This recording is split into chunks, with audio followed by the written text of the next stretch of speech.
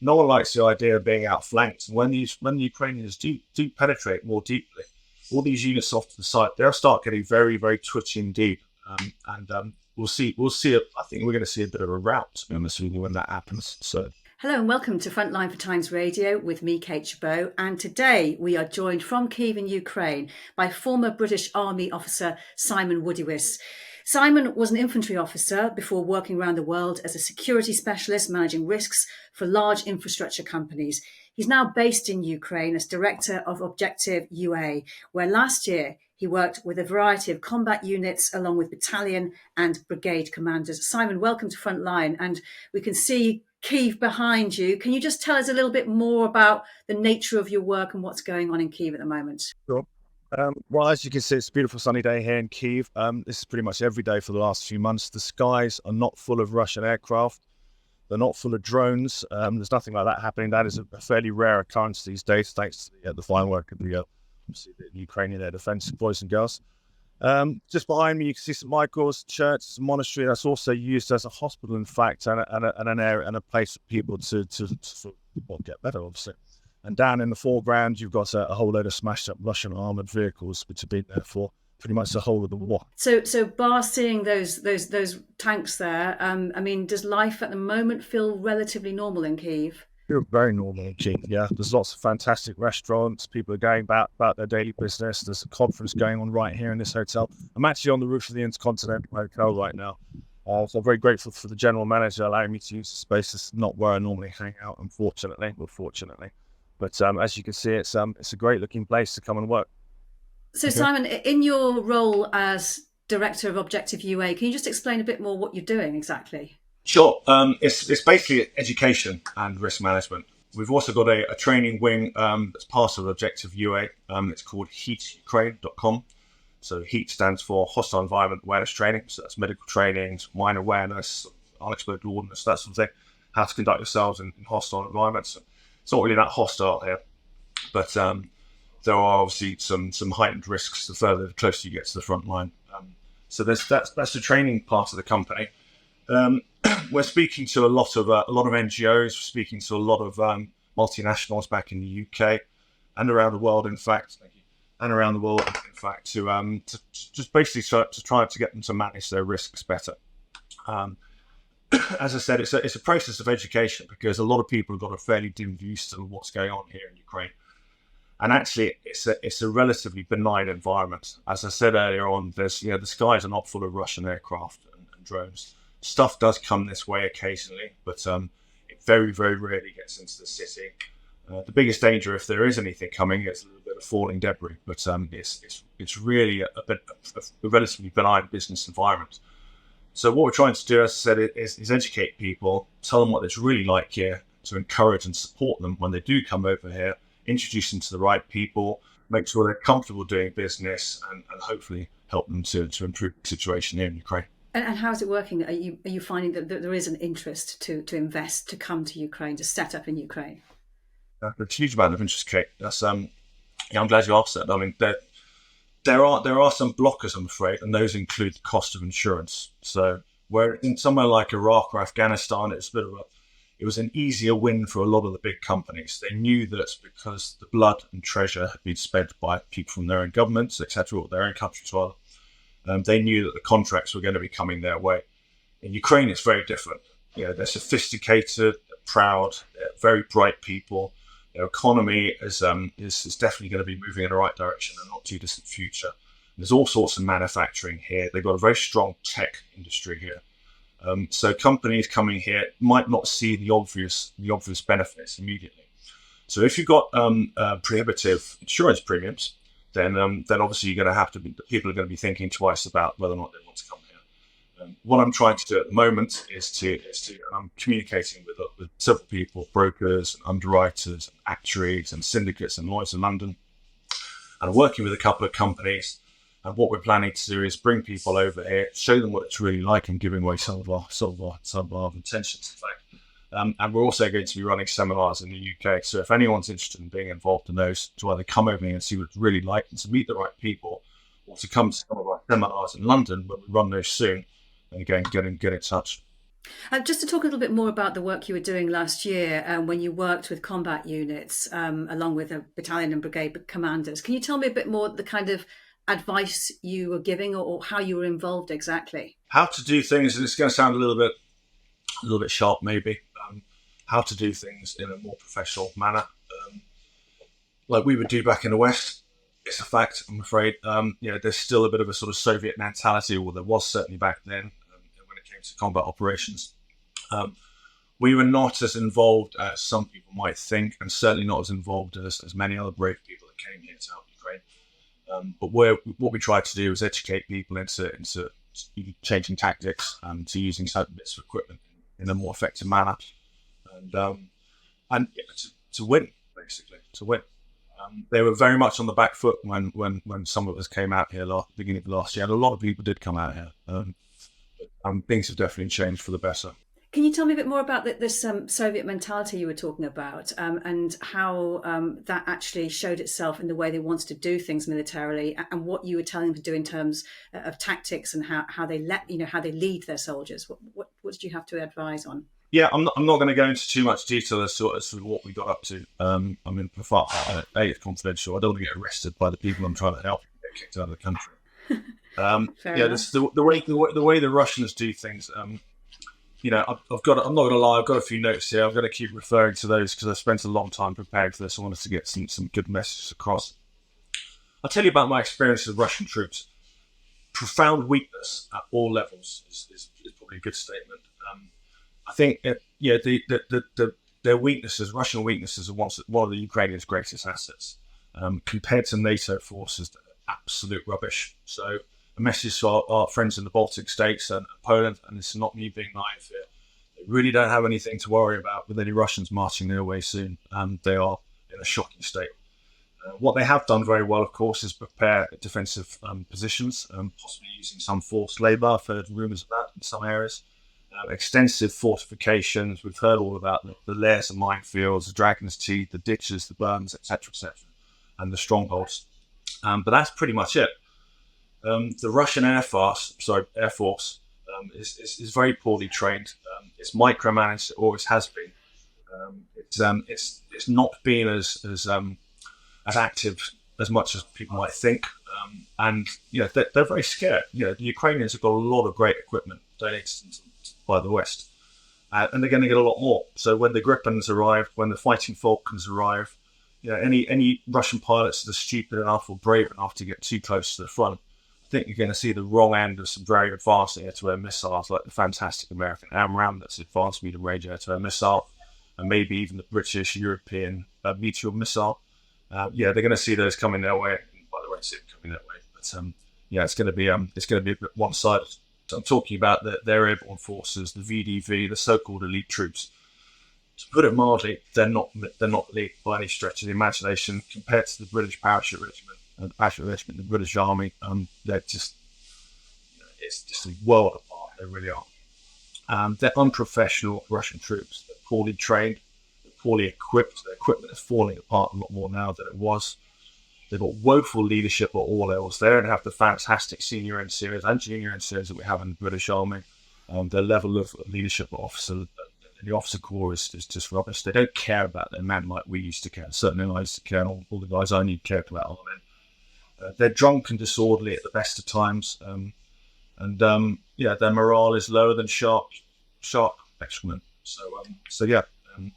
And you must be watching, sorry to interrupt you must be watching constantly the way the war is developing, the way it's being fought. Can you tell us a bit about what tactics you think are proving the most successful for the Ukrainians? I think the Ukrainians are, one thing sticks out.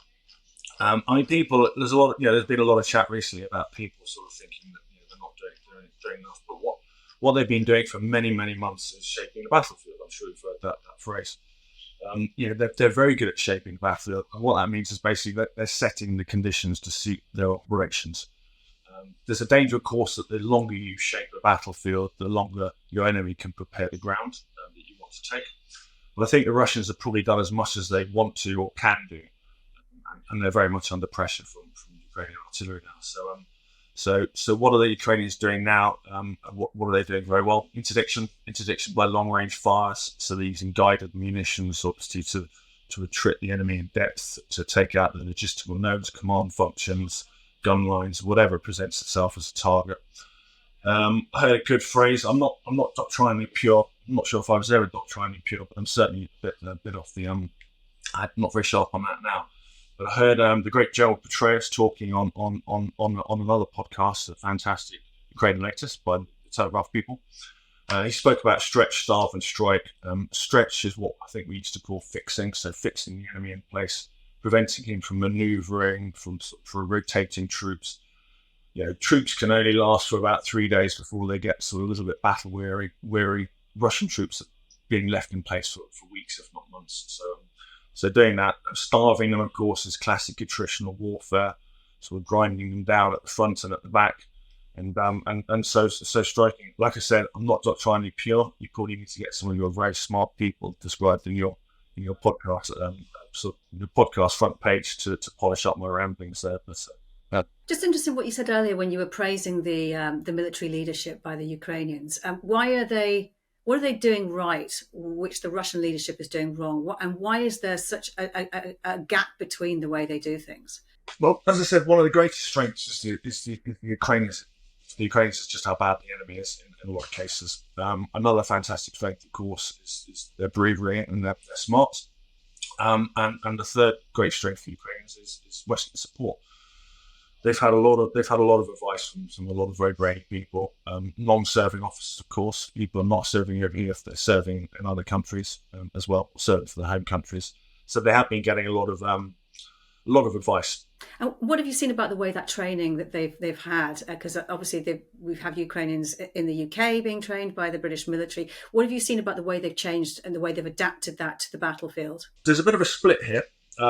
There's the guys that have had the Western training. So Justin Stenhouse, Brigadier Justin Stenhouse, is in charge of the land portion, I believe, of Operation Interflex, which was what started. Orbital was the training from 2015. Operation Orbital was training from 2015 to the beginning of the main invasion. That was replaced by Operation Interflex from July of last year. I said Justin Stenhouse, obviously an exceptional officer. He's got an exceptional team, not just the British officers and NCOs and other ranks, but people from lots of other countries. Put together a fantastic package, and the people who have benefited from that have really started to improve things over here. Unfortunately, there's a lot of professional jealousy. You get that in every unit, of course. People who've done one training course might bump against people who've done another. Some people think that if you haven't had any combat experience, then forget about all that sort of stuff because the training starts here, which is obviously is wrong, a little bit disappointing to hear. But it's definitely having an impact on things. This sort of thing doesn't take just a couple of days to soak in. To master maneuver warfare takes a long time. Britain and other NATO countries. We've been preparing to fight. We were preparing to fight the Soviet Union and obviously Russia after that for just a few years after the Second World War. So whilst we might not have been involved in conflicts as prolonged as this and of this nature, and a lot of people make that point over here, we've spent decades preparing to do what these guys are doing. So to be able to pass that on to some of the Ukrainians and hopefully for them to filter it into their command structure is very, very important. And of course, when you talk about mastering manoeuvre warfare, another thing the Ukrainians have had to contend with is the fact that, the weaponry they've wanted has not always come or has never really come at the time they've wanted it or needed it. So they've had to adapt to that as well, haven't they? Absolutely.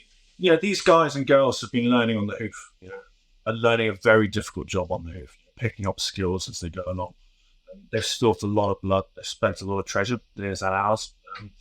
But these weapons, as I mentioned at the beginning, they're not stupid people. They're very, very bright people in Ukraine. And weapon systems are made to be soldier-proof. So, they've got two things in their favour there. Britain sent thousands of anti-tank missiles.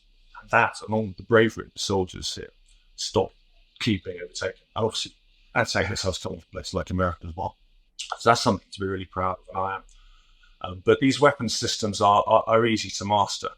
And when you know what you're mastering them for, it makes you sharp. No one falls asleep in lessons just on Stenhouse people are giving their talks. I'm sure of that, and I'm sure that happens all over the place.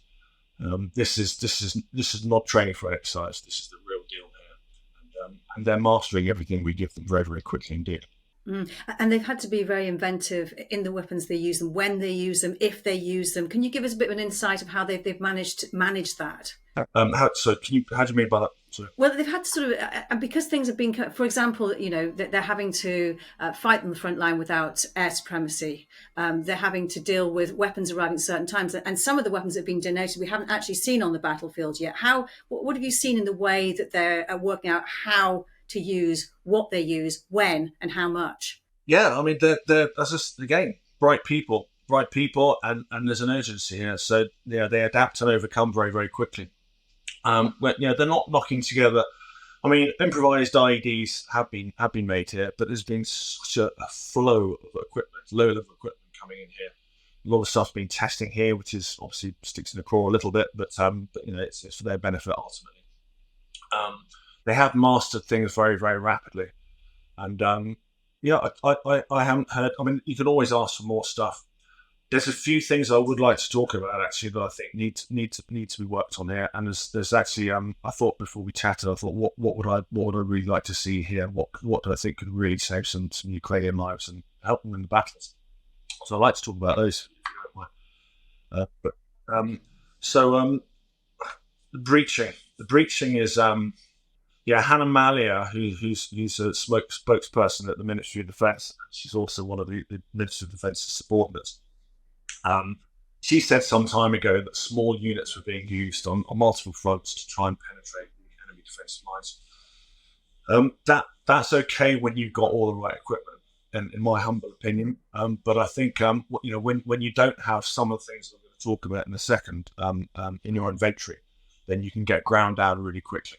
Sending small groups, I'm not going to say exactly how small, but sending small groups and small breaching parties to clear minefield defences, which are easily identified and then reduced, for want of a better word, by enemy indirect fires and drones dropping munitions. You need to send larger formations if you're going to have the combat power to cut more deeply. And if you're just sending small groups forward, they get reduced and left on the battlefield because you can't get combat medics forward, otherwise they get taken out as well in some cases. Although they do still go forward, great people.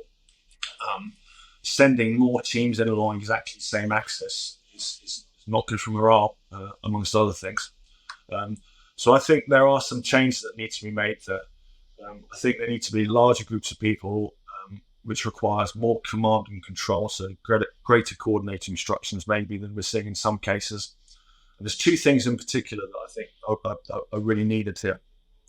Now, I mentioned this in a message to one of the people that has appeared on your podcast before. I'm not going to mention his name, but there's something called a Python.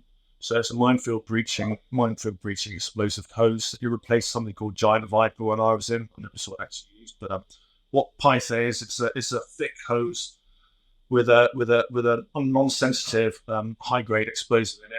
It fires out to about 230 meters, and when it drops down to the ground, it detonates, clearing minefield, a path in the minefield 7 meters or more wide and just over 200 meters long. You can use these in tandem, so you have a 400 meter lane. Now, I wrote to I was arrogant enough to drop a line to Ben Wallace a few months ago and got an email back, or a letter back in PDF format attached to an email. It was a little bit, hopefully I wasn't expecting to get the full detail, of course, but there was some talk in there about equipment to enable maneuver on the battlefield and mine detectors. So I think they had some Valens or something, which is basically glorified metal detector. We need to be sending things that are in our inventory that will really enable these guys and girls to get through these minefields. So the Python system, and the Americans have sent some stuff, but I don't know, I haven't heard of them being used in large numbers. These things will clear lanes through minefields, and you can actually drop them onto trench lines as well, and it's for real shock and awe. You can take out whole defensive lines in one go. But clearing a minefield in one go like that, they will save countless lives. Countless lives. They will save time, and they will reach objectives far faster than just prodding forward small breaching parties, which then get destroyed very, very quickly. So there's that. Pythons need to come out here, explosive minefield breaching. And the other thing that I think we should see out here, and I haven't heard of it being used, are smoke generators. So there's a fantastic piece of kit called an M56 Coyote. I've been speaking to a guy called Mr. Damon, who's in charge of a little company in America called AM General that make Humvees. So it's a massive company. Trying to find out if there's any surplus M56 Coyote systems that maybe people I know here could ask for. These things, I think there's been a production run of about 250, 260 of these things. It's a smoke generator that goes on the back of a Humvee, an adapted Humvee vehicle. The smoke generator itself is put together by a robotic systems technology or technology systems company, I think, another American company. One of these vehicles will create a massive amount of smoke, so 90 minutes of cold smoke or 30 minutes of hot smoke to completely obscure a breaching operation, okay, or to be used as a deception op somewhere else. And again, will save countless Ukrainian lives. They can. So go ahead. You mentioned that the Python system. You mentioned this smoke screen system as well. How much? What quantities do we need? Does Ukraine need? And at the same time, why are these things not being provided? Okay. So the 101st Airborne Division, or the 82nd one, I think 101st. I know General Petraeus picked me up because 101st was here in the Gulf. I think they got something like 6. So a platoon of 6 generators, that's 6 vehicles, is used for a divisional size assault. Now, okay, that's an airborne unit, so they're not going to have as many units, but you'd be looking at maybe a dozen or 2 dozen would be the assets given to an entire division, an entire armoured division. If there was a production run of 260 odd vehicles made, then I think surely the Americans and whoever else got them could spare maybe a dozen or so to shield these guys and girls as they're breaching the minefields down south. You will be able to. I mean, one of these vehicles would produce enough smoke to completely cover Wembley Stadium in probably about 30 seconds to a minute, okay, from the inside. So, I mean, when you raise these issues, what kind of response do you get? It seems well, like I'm not. Don't get me wrong. I'm not raising. I'm nothing out here and back there. I'm not raising these issues to. But it's very common sense. It just seems there must be a reason why these things are being held back. No, I hope they are here, but as I said, I haven't heard of anybody using these things. The Ukrainians, they might not have asked for them. We should be forcing this stuff upon these guys and girls. The Ukrainians are not massive fans of using smoke shells from their artillery and mortars, and I think that might be because there's, in some cases, a lack of confidence when it comes to offensive operations. So they might not want to obscure their own view of their own troops, and there might be, as I said, command and control weaknesses in some cases might preclude them from their use. Sorry. Why do you think there might be a lack of confidence in offensive operations? Because it's very, very scary, and you're going to lose a lot of people and equipment. It's as simple as that. Nobody goes over the top thinking that it's going to be a walk in the park. I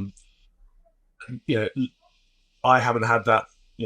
I haven't had to do that here. I was protecting the country. I wasn't taking stuff back or helping to protect the country when I came back here. I wasn't attacking enemy positions. It was very much a defensive fight when I was over here the first 7 months of my time here in Ukraine. Leaving the comfort of a very well established trench position by the time they were leaving them, and going over open ground and trying to do to the enemy what they were trying to do to you, completely kept different from fish. It takes incredibly strong leadership. It takes a lot of practice, and I imagine it takes a great deal of very, very effective command and control. And if you're not fully confident about that, and I don't believe any commander in any battle has been completely confident about an operation like that. As I said at the beginning, you're going to take casualties. You're going to see bits come off your people and off your vehicles, and it's going to be very, very stressful. So, I think that's why. When you said earlier that nobody had to fear Russian forces because you said they're no good, that they're rubbish. They do have the numbers, though, don't they? They do. But I can assure you, sorry to butt in, that that was clearly a little bit on the flippant side, but there's a lot to fear for the Russians, and people say Ukraine is fighting our war. They're not really fighting our war. We're helping them to fight their war, but they're definitely doing a lot of good things for us, a lot of good things for us coming off the back of that. They've exposed Russian weaknesses. Russia's spent a lot of treasure and spilt a lot of blood, unfortunately, in some cases. They've really exposed the weaknesses of the Russian military. We knew things were pretty bad in Russia. We knew that corruption was absolutely rampant. We knew that that equipment was in a pretty poor state. It's in a desperately bad state now, thanks to the Western sanctions of their colleague in. So you going to say something?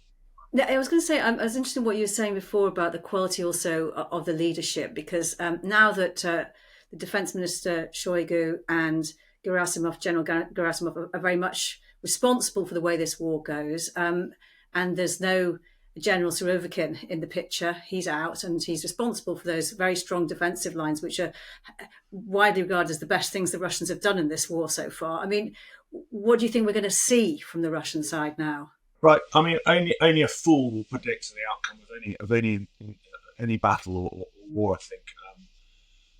Some people. But this is going to be a real test of their military leadership, isn't it now? And they're on their own. There's no fall guy, as it were, and there's no one, and they're not widely regarded as being particularly competent. General Gerasimov.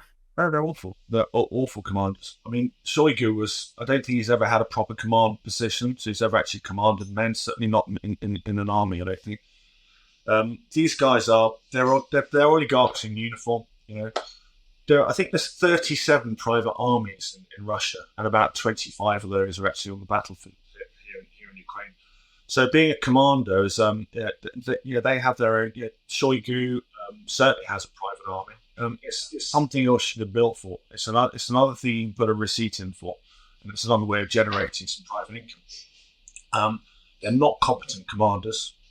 They're vodka-soaked bullies in a lot of cases. And that's basically it. The only way they've ever had successes is by bullying people into doing things in a good old-fashioned Soviet style. As I said, I'm not going to predict the outcome of the war, but what I do think we'll see is when the Ukrainians do crack into these next defensive lines, when the weather turns as well. I'll just wind it back a little bit. When the weather turns. A lot of people in the West are saying, they've only got a month left or 45 days left. Now, that might be a tactic to try and G them along a bit, or that might be trying to lull the Russians into a false security, and then maybe there's another offensive coming off the back behind the Ukrainian one. The Ukrainians aren't going to slow down just because it starts to get wet. When the sun stops shining and it starts getting a little bit colder, when the rains come, when the mud turns up, when the frosts arrive, when it starts snowing, I think we'll see the Russians really start to struggle. They're struggling already, of course. They're under pressure day in, day out, every single night as well from the Ukrainians in many, many areas. But when the weather turns bad, they're gonna huddle around there, whatever they can find to burn, if there's anything left, just like we saw last year, and they'll give themselves away as a result of that and be destroyed. They'll probably turn to drink a little bit more to keep the cold away. Massive error, doesn't help, as we all know. And from a survival perspective, I mean, and I think when all that happens, I wouldn't be surprised if we see them pack up what vodka they've got left and push off. They'll either try and exfiltrate back through their own lines, getting through the morons from Chechnya who are providing a lot of security troops, or they'll try and surrender in droves to the Ukrainians.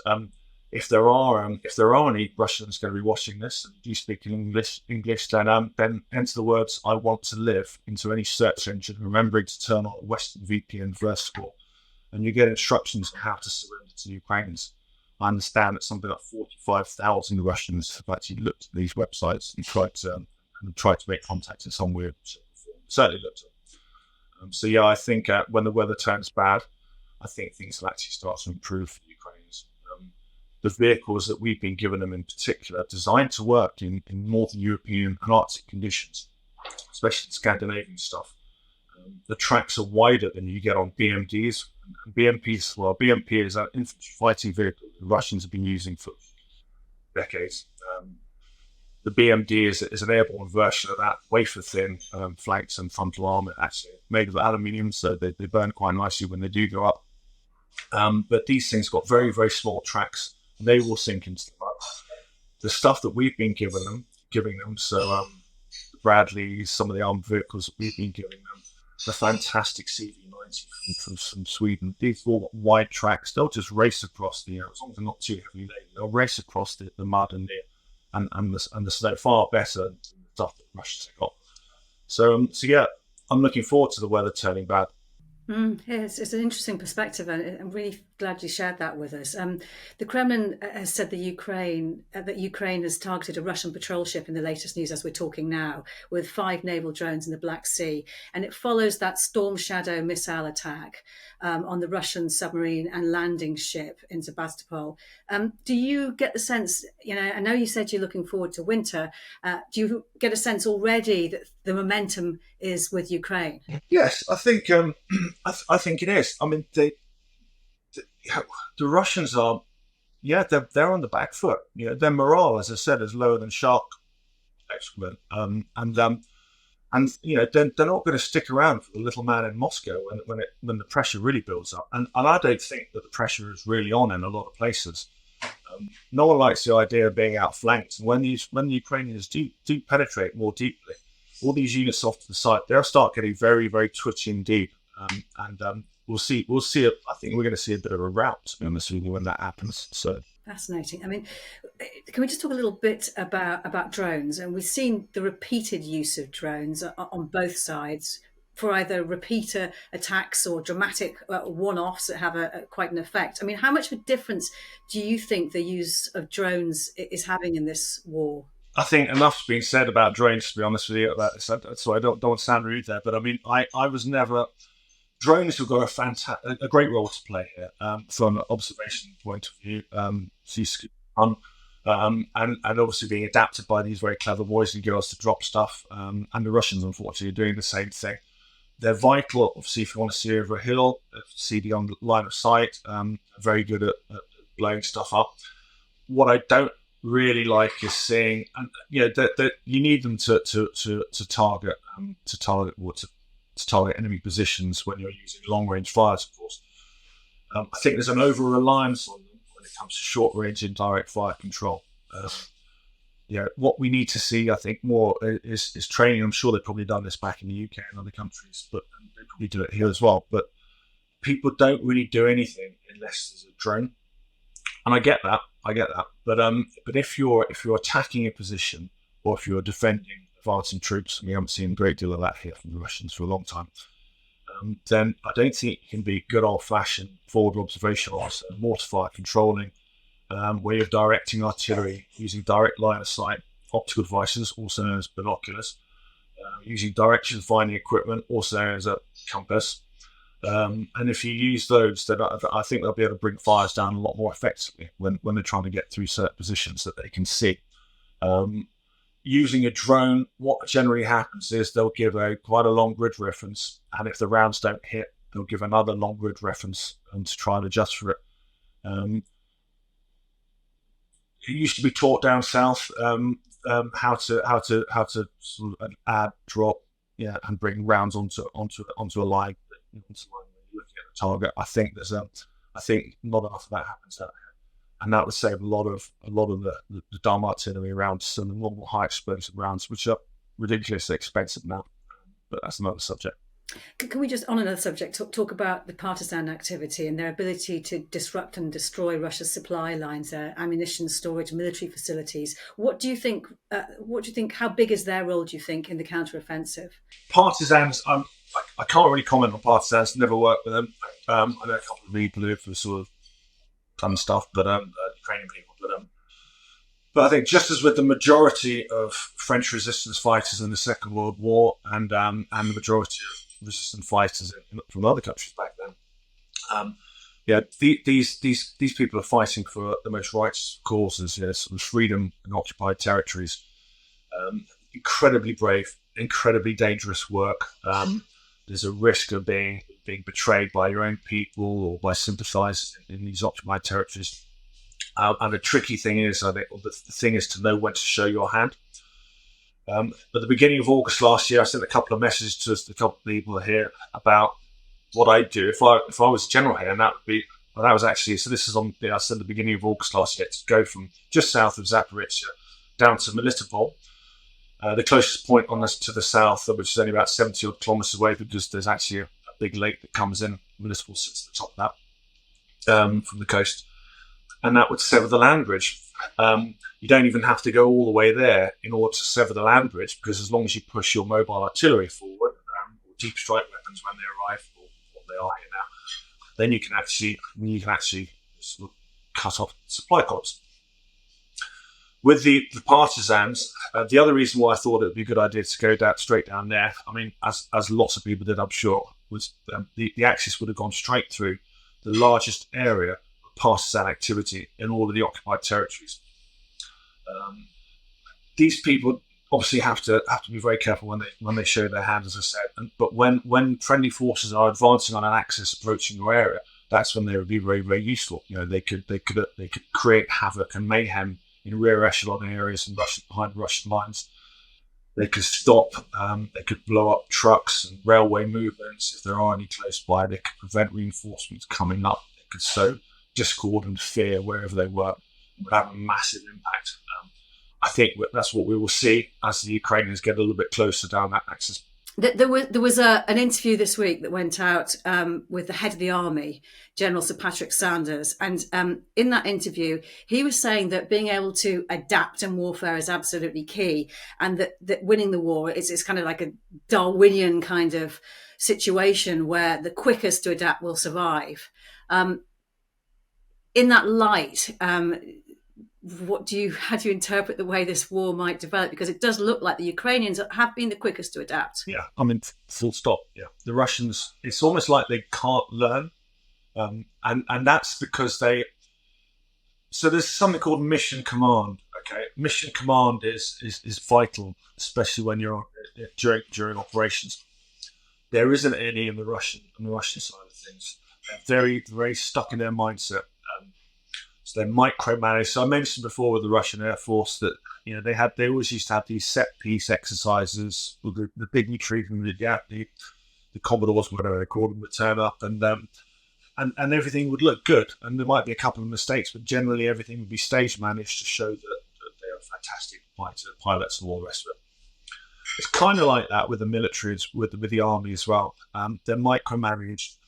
The horizons that the left and right of arc, so the left and right of arc, that are given to commanders for manoeuvre are pretty restricted. It's not like you have in the West and here to an extent, where people are encouraged to think outside of the box. Okay. What is mission command? It's bandwidth. It's allowing people to make the right decisions at the right time, according to the situations they're facing there and then. Again, some of your people living in and around Wiltshire will probably want to polish this up, but it's flexibility. It's lateral thinking. It's an approach to command and control that allows subordinates to make decisions that will achieve their own missions, but also really meet the objectives of higher commanders should situations arise. You don't get that in the Russians. They just do not do anything. They will reach an objective, even at the beginning of the war. So we saw tanks coming forward or infantry coming forward, heading towards Mykolaiv, and then reaching their objectives. And even though they'll say a bridge or a piece of high ground to their front, it was vital for their ultimate mission, aims of their mission, they wouldn't go for it. Because they've been told to do one thing, and if once they've done that, they go into all-round defence or whatever and sit tight and get the vodka out maybe. They have a greater understanding of it here in Ukraine. As I said, there's some fantastic commanders here and some very brave and energetic soldiers. They're far better at adapting to situations on the ground. Look at what happened in Kharkiv when the Russians collapsed and they weren't routed so much. I mean, obviously they were chased by the Ukrainians and they collapsed because of Ukrainian pressure. But Ukrainians saw what was happening and they went for it. Okay, they didn't go, "Oh right, well that's fine. We've done all right here. Let's stop and consolidate our position." They went for it as much as they could and chased the Russians all the way back to near the front lines that we see now. So yeah, they're a hell of a lot more flexible. I'm just interested to know, you obviously committed to being in Ukraine. What are your hopes for the future? I'm committed, not so much to being in Ukraine. I'm committed to seeing the right thing done for the right people. We have a sense of we have a moral code, I think, in the UK and in many countries in the West. Not everybody, unfortunately, but we like to set the bar quite high. We've got a sense of integrity that I think is certainly lacking in a lot of places like Russia. I'm not committed so much to being in Ukraine. I'm committed to doing as much as I can to help them achieve success, to win on the battlefield last year, to help their economy and recovery get started here now and this year. That's what I'm putting my energies towards. Simon Woodiwiss, it's been great speaking to you. Thank you so much for your time. You've been watching Frontline for Times Radio with me, Kate Chabot. My thanks to today's producer, Louis Sykes, and to you for watching.